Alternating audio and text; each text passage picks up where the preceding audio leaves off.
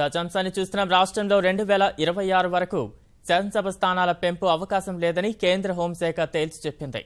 2026 జనాభా లెక్కల తర్వాతే స్థానాల పెంపునకు అవకాశం ఉంటుందని స్పష్టం చేసింది. ఆర్టికల్ 170ని సవరించేంత వరకు ఇదే పరిస్థితి తప్పదని వివరించింది.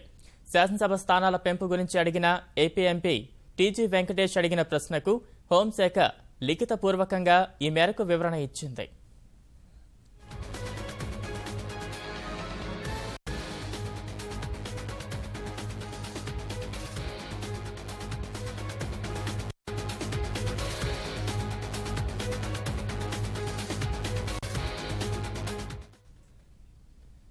రాష్ట్రంలో 2026 వరకు శాసనసభ స్థానాల పెంపు అవకాశం లేదని కేంద్ర హోంశాఖ తేల్చి చెప్పింది.